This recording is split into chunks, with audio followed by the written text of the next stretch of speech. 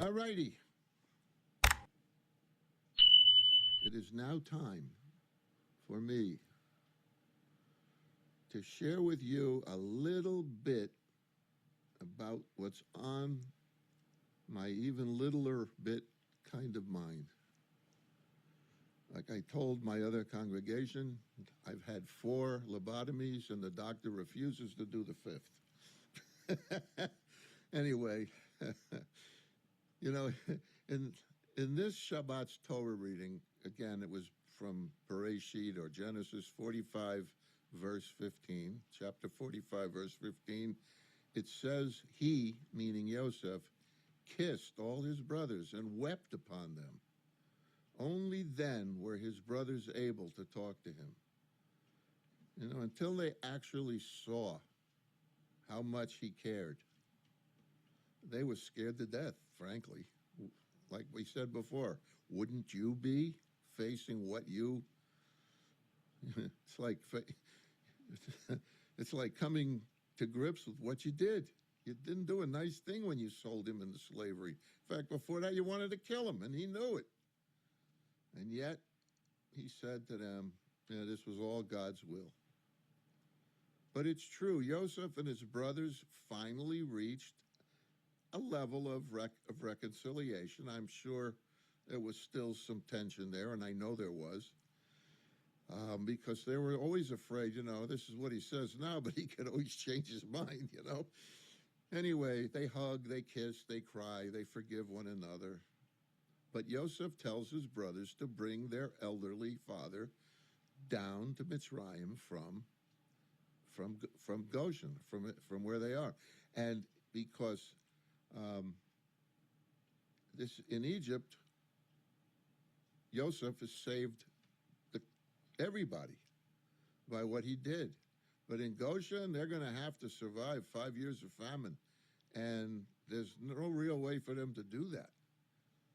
So the key here of this Torah reading is that the brothers who hated each other finally find peace.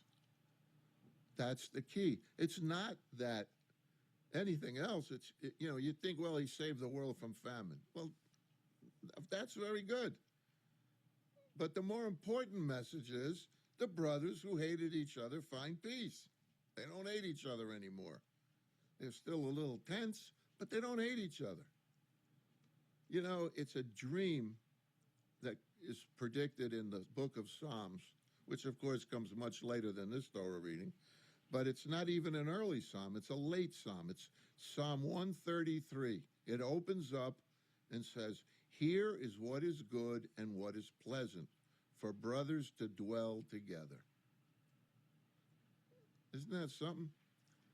For brothers to dwell together. That's like a major dream. But we need to get into a little bit more of this. Next Shabbat, as I said, next Shabbat, we are going to finish the first book of Torah, the book of Bereshit, the book of Genesis. And we're going to read about the blessing that Yaakov will give to his grandchildren, his grandsons, and to the son. Now, yes, he does bless. There are blessings for the girls. We all, I did it. Most of you may have done it. But the one for the grandsons or for the boys is, may God make you like Ephraim and Manasseh. Why? What did they do that was such a standout thing? It's traditional for parents to bless their sons with these words every Friday night, and I did. I had one, but I did. And tradition teaches that Ephraim and Manasseh were the first 2 brothers who never fought. Maybe it's because they never met each other, but no. Ephraim and Manasseh never fought, according to our tradition. And they got along their entire lives. They did. So we ask that our sons should be like Ephraim and Manasseh. I personally find this blessing extremely important. You all know my brothers and me, and those of you who don't know by reputation, we get along great. We talk every week. Once a week we talk, and what do we talk about? Nothing. We just talk, and we find out how everybody is. It's a 5 or 10 minute call, and that's the end of that. Find out how services went or whatever. Um, and that's it. We just want to see each other and talk to each other every week. Um, as an aside, when my father was alive, Oliver Shalom, he used to say to us, if you ever fight when I'm dead, I'm going to turn over in my grave. Well, you know, once in a while you feel the earthquake, but no, I'm kidding. We really don't ever fight. Yeah, we have arguments, but we don't fight. And the arguments aren't that important. So we get along. And I would say it's because of our fathers and our mother insisting on it. They did. They never let us fight as kids. So what bothers me is, and I've told many of you this before, and maybe some of you have seen it, sometimes I go to a funeral, a person is passed on, and they leave adult children. So a parent passes and leaves adult children. Not only will they not speak to each other, these children, but they will also not even look at each other.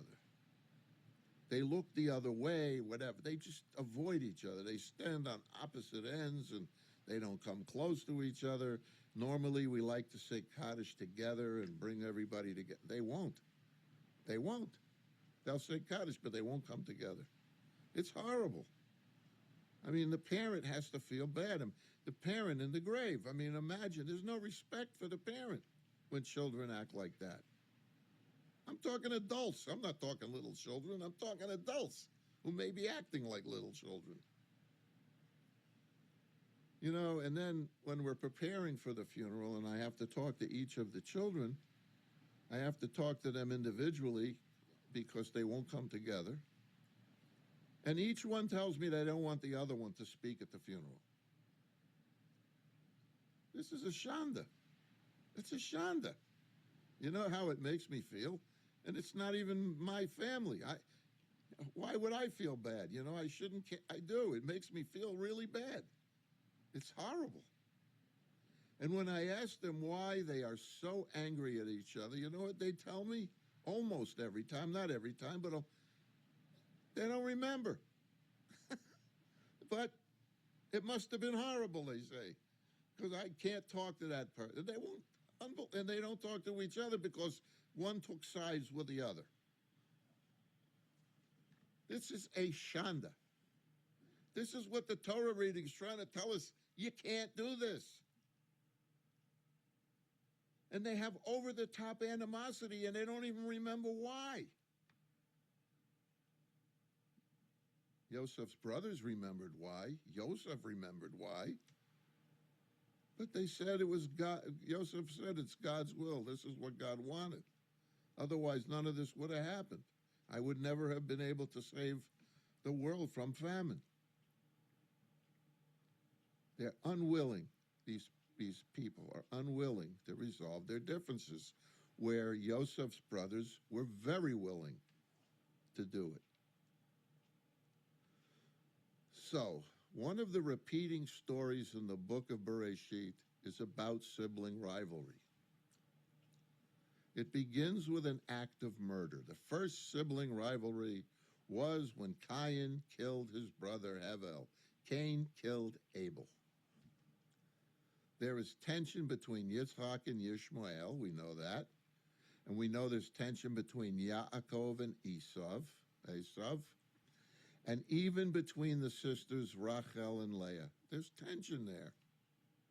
We cannot forget that Yosef's brothers threw him into the pit, as I said, and then sold him into slavery. But first they wanted to kill him. The question that I have is, will there ever be reconciliation between siblings? Not these, I'm talking all siblings. It's a question. Will there ever be reconciliation between siblings? Ever? And this is true. Yesterday morning, a person called me up and asked me a question. The question doesn't matter. But I asked the person, why are you so interested in getting an answer to that question? The person answers me, and then I said, well, what do you think the answer should be? And the person didn't answer. He said, let me ask you, I asked you a question now, you've answered the question with two more questions.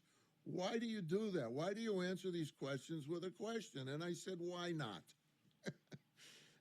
This is the same kind of thing. Will there ever be reconciliation between siblings? It's a question. There is no answer, maybe. Maybe there is when the Mashiach comes, I hope. But the Torah is asking us, please, we are all siblings. All of us. The Tanakh is clear on this. You and I are siblings. Not from the same parents. But the prophet Malachi or Malachi taught, have we not all one parent? Did not one God create us? We're all siblings. The point of the book of Bereshit is that humanity has to work harder to learn to get along. We do, and we don't. We have to work harder, but we don't. We don't even try. We tell gossip about each other, lashon hara. This one's blah blah blah, yada yada yada, blah. We don't even care if we hurt somebody behind their back, anyway. But so traditionally, Yaakov is the parent of the Jewish people, and Esav, his brother, becomes Edom. Edom is another nation. Edom becomes Rome, and that becomes the Christian nation. So Esav becomes, quote, if you will, the father of Christianity, because it comes from him, and Yaakov is the father of Judaism. It's Avraham, Yitzchak, and Yaakov. That's the way it goes. And Christianity is Avraham, Yitzchak, and Esav. That's the way we view it. And will Jews and Christians ever learn to get along? Well, for much of history, we didn't. We couldn't. Christians hated us. They blamed us for killing their God, their Messiah. Who would have believed that we would ever come to a time when a pope would visit a synagogue and Jews and Christians would work together as we do today? Who would have believed it? But it's happening. It's happened. A pope did visit a synagogue, and Jews and Christians are working together all over the world. You know, a similar story is true with Yitzchak and Yishmael. Again, Yitzchak is a parent for the Jewish people, and Yishmael is the parent for the Muslim world. But obviously, there is still serious tension between Jews and Muslims. There still is. And it can't be minimized. But even here, not everything is hopeless. Jews and Muslims are learning to work together for a better world. We are. How do we know that? We have proof. Look at the success of the Abraham Accords. Every once in a while, another nation joins it. Another Muslim nation joins it. It's amazing. Never thought that would happen. And of course, Yosef and his brothers are all part of the people of Israel. Here, too, Jews don't always get along. We don't get along with each other. Right? We argue with each other over everything, whatever it is. We love to argue. And sometimes these arguments get very heated, and names are called. And you don't talk to those people. And everything from Israel to religious observance, politics, whatever it is, we don't get along sometimes with our own selves. But even within our own community, we have to learn to respect one another and to be better people. How can we expect Christians, Islam, and other nations and religions to respect us and treat us properly if we can't get along with ourselves? That is what today's Torah reading is trying to explain. This is a family. They are brothers, and they didn't get along. And now they do. So the book of Bereshit isn't just the story of the past. It's not just a history lesson, and of course, not all of it is history. It's a lesson, and it's a vision for the future. That's the point of Bereshit.